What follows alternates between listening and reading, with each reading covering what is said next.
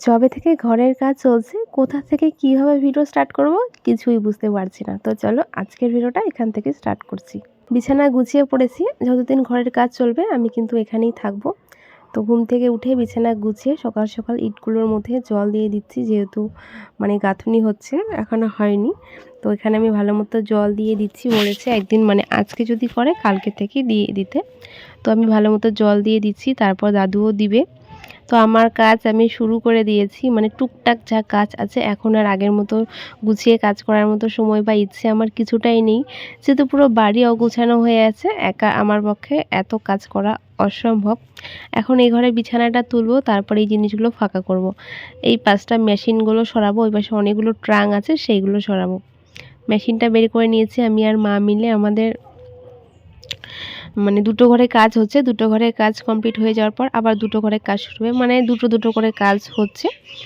তো এত জিনিস কোথায় কোথায় কি রাখবো আমি কিছু বুঝতে পারছি না। তারপরে ভাবলাম চলো আমি যেই ঘরটাতে ঘুমোচ্ছি সেই এক সাইডে ফাঁকা আছে, তো সেখানেই জায়গা করেছি, সেখানে মেশিনটা রাখবো। মেশিনটা যেহেতু ভালো মতো রাখতে হবে, ঘরের মধ্যে মেশিনটা রাখছি একবারে। এটার কাজ এখন আমি বন্ধ রাখলাম, যতদিন ঘরের কাজ চলবে ততদিন আমার মেশিনের কাজ বন্ধ থাকবে। মানে মেশিনটা জাস্ট কোনো রকম বসিয়েছি, ওই একটু নর্মালভাবে, সেখানে মেশিন চালানো যাবে না। মাটির মধ্যে যেহেতু বসিয়েছিলাম মাটিটা খুঁড়ে যাবে। তারপরে এখন একে একে আমি আর দাদু ট্রাঙ্কগুলো বের করছি। ট্রাঙ্কগুলো এত ভারী। তারপরে আমাদের যেহেতু ওই ঘরে অনেকগুলো মানে অনেক দিন থেকে ট্রাঙ্কগুলো রাখা ছিল, অনেকটা ধুলো হয়েছে। তো আমি কিন্তু ট্রাঙ্কগুলো একটা ঝাড়ুর সাহায্যে ভালো মতো ঝেড়ে পরিষ্কার করে নিচ্ছি। যেহেতু ধুলোর কাজ খুব একটা করা যায় না, মাঝে মাঝে হাতের মধ্যে মানে মুখের মধ্যে হাত দিয়ে কাজ করছি, অস্বস্তি লাগছিল। তো মা বলছিল মাস্ক পরে কাজ করতে। এই কাজগুলো আমার মনে হয় মাস্ক করে খুব করলে আমার বেশি অস্বস্তি লাগবে। তাই চলো আমি দুটোর মতো ট্রাঙ্ক পরিষ্কার করেছি, আর তারপরেগুলো দাদু করেছে। এখন এই পাশটাতে মেশিনগুলো রাখলাম আর এখানে ট্রাঙ্কগুলো রাখবো। আর একটা ট্রাঙ্কের মধ্যে দেখো কত বাসন, তো ভাবলাম চলো কিছু বাসন বের করি। তো মা বললো এখন আর বাসন বের করতে হবে না। তারপরে একটা হাঁড়ি দরকার ছিল আমাদের, যেহেতু এখন আমরা দুধ নিচ্ছি, তো দুধের জন্য একটা হাঁড়ি আছে। একটা হাঁড়ির মধ্যে সবসময় দুধ নিলে হয় কি হাঁড়িটা ধোয়ার সময় পাওয়া যায় না, তাই দুটো হাঁড়ি থাকলে ভালো হয়। একটার মধ্যে আজকে নেব, কালকে ওটা ধুয়ে রাখবো, এভাবে আর কি। তাই একটা হাঁড়ি বের করে নিয়েছি, ব্যাস এতটুকুই। এখন এটাকে ভালো মতো ঢেকে রাখছি, যেহেতু এটা বেশ কিছুদিন থাকবে, ওই ধরো 20 থেকে 25 দিন এগুলো এখানেই থাকবে, তাই একটু ভালো মতো ঢেকে টেকে রাখছি। আর এখানে কিছু কাপড় রেখেছি মেশিনের উপরে। তো এখন দেখো আমি কাজ করতে করতে ইট চলে এলো, যেহেতু আগে যে ইটগুলো এসেছে সেগুলো শেষ। আমরা একবারে বেশি করে ইট অর্ডার দেইনি, কারণ বাড়ির সামনে রাখার জায়গা নেই, আর ইট সরিয়ে সরিয়ে কাজ করতে হয়েছিল। রাখার জায়গা অনেক আছে, তবু আমরা একটু একটু করেই আনাচ্ছিলাম। আর যেহেতু একদম কাছ থেকে আসে, মানে আমাদের বাড়ির পাশেই ইট টিট সব কিছুই পাওয়া যায়, তো সেখান থেকে আসে, তাই খুব একটা অসুবিধা হয় না। যখন যতটুকু লাগছে বা মিস্ত্রিরা বলছে ঠিক ততটুকু করে আনা হচ্ছে। তো ইট চলে এলো, তাদের পেমেন্ট করে দিলাম। এখন এই তো কাপড় ধুচ্ছি আর বাসন মাজিনি, বাসন মা মেজেছে।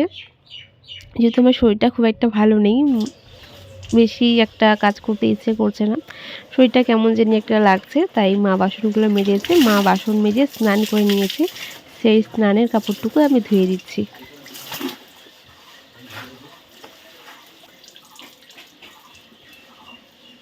সকালে রান্নাটুকু মা করেছে আজকে, আর যেহেতু বাড়িতে কাজ করছে, তো দুপুরে রান্না বান্না আমি বসিয়ে দিয়েছি। আজকে খুব সিম্পল রান্না হবে।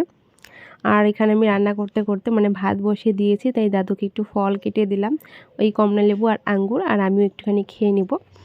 তো যেহেতু সময় পাচ্ছি না, ভাবলাম চলো রান্না করতে করতে এখানেই সব কিছু করে নিই, আর তার সঙ্গে আমিও একটু খেয়ে নিই, নষ্ট টষ্ট হয়ে যাবে। তাই ভাত বসিয়ে দিয়েছি, এখানে ভাত হচ্ছে। আর যেহেতু আজকে খুব একটা ঝামেলা নেই রান্না বান্না, তাই ভাবলাম চলো ফলটাই ফাঁকে খেয়ে নেই। তো আমি এখানে ভালো মতো ধুয়ে নিয়েছি, তো এখন এটা আমিও খেয়ে নেবো, আর দাদিকেও দিয়ে দিয়েছি। তার আগে মিস্ত্রিরা কাজ আসার আগে কিন্তু মানে যখন কাজে আসলো 1 থেকে 1.5 ঘন্টা পর চা বানিয়ে দিয়েছি। এখন ওই দুপুর 12টা কি 12:30টার মতো বাজে, এখন ভাত রান্না করব। তো আমাদের এদিকে ভাত ফুটছে, আর ওদিকে আমি বসিয়েছি ডাল আর আলুর চোখা, বাঁধাকপির ঘন্ট। আজকে এই চারটেই হবে, মানে ভাত, ডাল আর আলুর চোখা আর বাঁধাকপির ঘন্ট, ব্যাস এতটুকুই। ভাত হচ্ছে, এদিকে সবজিও হচ্ছে। আর ওখানে দেখো দাদু বসে আছে, মানে কাজের ফাঁকে একটু রেস্ট নিচ্ছে। আর আমি এখন ভাতের মাড় গালবো, ভাতটা হয়ে গেল। অনেকটা তাড়াতাড়ি আজকে রান্না বসেছি, একদমই তাড়াহুড়ো করতে পারছি না, মাথা প্রচণ্ড ব্যথা করছে। বাড়িঘর এই অবস্থা থাকলে এত কাজে লেট হয় কি বলবো। বাড়িঘর যদি ভাঙা থাকে তবুও ঠিক আছে, কিন্তু বাড়িঘর যদি অগুছানো থাকে তাহলে এত অস্বস্তি লাগে। আমি ভাবছি কবে কাজগুলো কমপ্লিট হবে আর কবে নতুনভাবে সুন্দরভাবে ঘরগুলোকে আবার আগের মতো করে গুছিয়ে রাখতে পারবো। এখানে রান্না করতে বসেছি, একটা জিনিসও হাতের কাছে নেই, প্রত্যেকটা জিনিস খুঁজে এনে তারপর রান্না করতে হচ্ছে। তাই আমি ভেবেছি যে আধ ঘন্টা বা 1 ঘন্টা আগে রান্না করতে বসাবো, যেহেতু আমার জিনিস খুঁজতেই প্রায় অর্ধেক সময় চলে যাচ্ছে। আমি একটা পেঁয়াজ মানে ডালের সংবাদ দেবো, পেঁয়াজের ঝুড়িটা খুঁজেই পাচ্ছি না, কে জানে কে কোথায় রেখেছে। কাল আবার বৃষ্টি বৃষ্টি ভাব ছিল, উঠোনের মধ্যে সমস্ত জিনিস রাখা ছিল, যখন হালকা হাওয়া দিচ্ছিল সবাই এক একটা জিনিস এক এক জায়গায় রাখছে, তারপর কিছুই খুঁজে পাওয়া যাচ্ছিল না। তো দেখো আমি কিন্তু ডালটা সোমবারে দিয়ে দিয়েছি, আর এখন বাঁধাকপির ঘন্টটা রান্না করব, ব্যাস কমপ্লিট।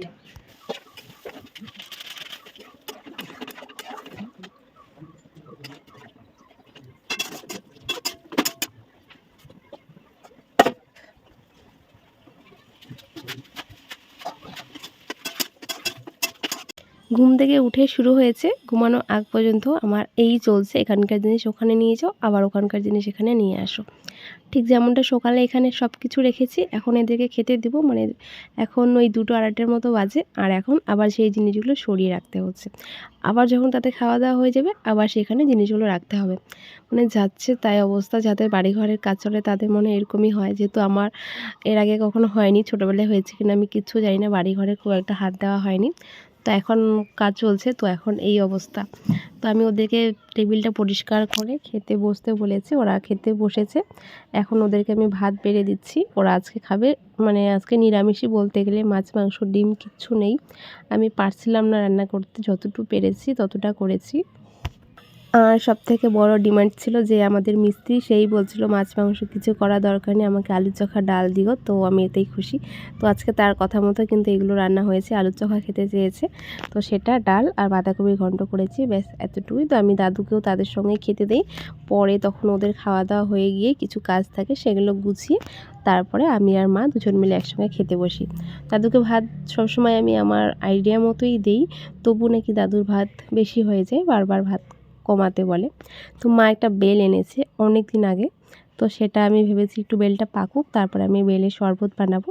তো আজকে বেলটা ভাবলাম হয়তো বা, যেহেতু এতদিন উঠোনের মধ্যে গড়াগড়ি করছে এই ঘর থেকে ওখানে, ভাবলাম আজকে এটাকে খেয়ে নেই, মানে এটাকে আর রাখা যাবে না। তারপরে ফাটিয়ে দেখছি যে না, খুব সুন্দর পেকেছে, মানে কি বলবো, এত সুন্দর গন্ধ বেরিয়েছে, আর লাল, একদম লাল টুকটুকে হয়েছে বেলটা। তারপরে এটাকে এখন আমি শরবত করছি। বেলের শরবত করা একদমই সহজ, কিচ্ছু লাগে না, শুধু চিনি আর দুধ, ব্যাস এতটুকুই।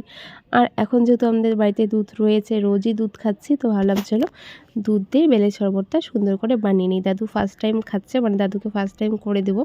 তো আমি এখানে অল্প করে দুধ দিয়েছি, এরপরে যখন করব তখন বেশি করে দুধটা দিব। আর আমি খুব একটা গাঢ় করিনি, খুব একটা পাতলা করিনি, ওই যতটা থাকে মোটামুটি ঠিক ততটা করেছি। এবার এটাকে ভালো করে ছেঁকে নিয়েছি, এবার দাদুকে দিয়ে দিচ্ছি। দাদু খেয়ে বলবে কীরকম হয়েছে। আর সত্যি কথা বলতে ভালো হয়েছে, এর আগে অনেক দিন একবার বেলের শরবত খেয়েছি, দুধ দেইনি, দুধ না দেওয়াতে এত বাজে খেতে হয়েছে কি বলবো, দুধ দিলে দারুণ লাগে। তো আমি দাদুকে দিয়ে দিয়েছি, আর একটুখানি ছিল, মা আর আমি দুজন মিলে কিন্তু খেয়ে নিয়েছি। খাওয়া দাওয়ার পর আবারও কাজ শুরু, মানে জিনিস সরাসরি একটা ঘর কমপ্লিট হলো। এখন এই ঘরটা, মানে আমার বাবার সেই ছোট্ট ঘরটা, যেই ঘরটা আমি আগে সুন্দরভাবে গুছিয়ে রেখেছি, আজকে সেই ঘরটা ভাঙার দিন। তো ওখানে আমাদেরকে বলছে ওই এক সাইডটা ফাঁকা করতে, সেখান থেকে আর কি গার্ডওয়াল করে যা করার ওরা তাই করবে। তো এখন আমরা সেগুলো ফাঁকা করছি। এখন হয়েছে মেন সমস্যা, ওই ঘরে অনেক জিনিস, বিছানা টিছানা, রান্নাঘরে তো খুব একটা বড় বড় জিনিস থাকে না, বড় বড় ফার্নিচার বলো, বিছানা বলো, সেগুলো তো থাকে সবার ঘরে। এখন ওইগুলো আমরা কোথায় রাখবো কিছুই বুঝতে পারছি না। তবুও তো মানে ট্রাঙ্কগুলো, আর ওয়েদারও কিন্তু ভালো না, দেখো কালো করেছে আকাশটা, এই বুঝি বৃষ্টি নামবে এরকম একটা ওয়েদার। আর তার মধ্যে উঠোনে এত জিনিসপত্র, এদিকে কিন্তু কাজ চলছে। বিছানাটা এখানে রাখা হয়েছে, ওই বিছানাটা আজকে রাতে এখানেই ওরা কিন্তু ঘুমোবে, মানে মা আর বাবা এখানেই ঘুমোবে। আর আমি তো ঘুমানোর ঘর আছে আমার, দাদু আমার ঘরে ঘুমোচ্ছে, আমি আরেকটা পাশের ঘরে ঘুমোচ্ছি। তো চলো এখন দেখো ঘরের অবস্থা, আমার সত্যি এখন মাথা ঘোরাচ্ছে এইগুলো দেখে। আর বিল্লিগুলোরও জায়গা নেই, ওরা যেখানে সেখানে শুয়ে পড়ছে। তো এখন বাজে রাত প্রায় 8টার মতো। তো তো মা এখানে রান্না বান্না করছে। ভাবলাম চলো আমার আর ভাত খেতে ইচ্ছে করছে না, শরীরটা ভালো নেই, কিছু ঝাল ঝাল খেতে ইচ্ছে করছিল। তারপরে মা বললো মাকে বললাম যে ম্যাগি খাবো, তাই ম্যাগি নিয়ে এসেছি, এখন সেটাই বানাবো আর সেটাই খাবো, আজকে ভাত খাবো না। সর্দি কাশি জ্বরের মধ্যে কিন্তু কিছু খেতে ইচ্ছে করে না, ঝাল ঝাল কিছু খেতে ইচ্ছে করে। আমার তো ঝাল আর টক খেতে ইচ্ছে করে।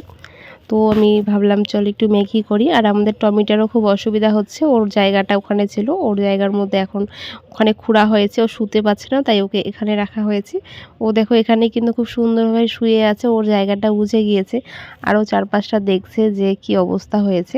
আর ওর চোখে দেখো একটা মশা পড়েছে, তো ওখানে ঘুমোচ্ছে, ওকে দেখেও খারাপ লাগছে, ওর জায়গাটা নেই, কিন্তু কি করব বলো, ভালো কিছু হওয়ার আগে তো একটু অসুবিধা হবেই।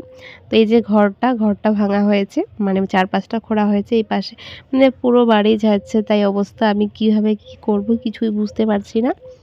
আর সবথেকে ভালো আছে আমার বাবা আর আমার বুনু। বাবা তো সকালে বেরিয়ে যাচ্ছে। এবার সে দরজাটাও মানে লাগানো নেই, সব কিছু খোলামেলা বর্তমানে, সব কিছু এভাবেই থাকবে। একদমই রাস্তার পাশে আমাদের বাড়ি। তো মা আজকে রান্না করবে আলু বেগুন, শুকটি মাছ দিয়ে একটা সবজি আর ভাত। আর আমি করব ম্যাগি, ভাত তো আমি খাবো না, তাই আজকে 3 প্যাকেট ম্যাগি এনেছি। ম্যাগি আর ডিম একটু ভাজা ভাজা করে করব, সেটাই খেতে ইচ্ছে করছিল, বেশি একটু ঝাল ঝাল করে। তো সেটা আমি করছি। খুব অসুবিধা হচ্ছে রান্না করতে, মানে অনেকটা নিচু হয়ে যাচ্ছে, যেহেতু এখনও ভালো মতো সেট আপটা করা হয়নি, জাস্ট কোনো রকম। এখন রাতে এখানে রান্না হচ্ছে, আবার যখন দিনে এই ঘরে কাজ চলছে তখন আবার বারান্দায় রান্না হচ্ছে, মানে যেখানে সেখানেই রান্না হচ্ছে। তো কিছু করার নেই, এইভাবেই এখন করতে হবে। আর তোমরাও ভিডিওগুলো এইভাবেই দেখো।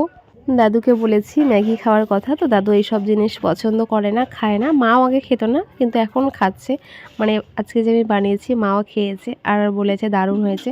তো আমি বললাম হয়েছে, এখন আর খেতে হবে না, বাকিটুকু আমি খাবো। মা বললো কালকে তোকে আবার দেবো, মানে বেশি টাকা দেবো, বেশি করে এনে বানাবো, বানিয়ে দুজন মিলেই খাবো।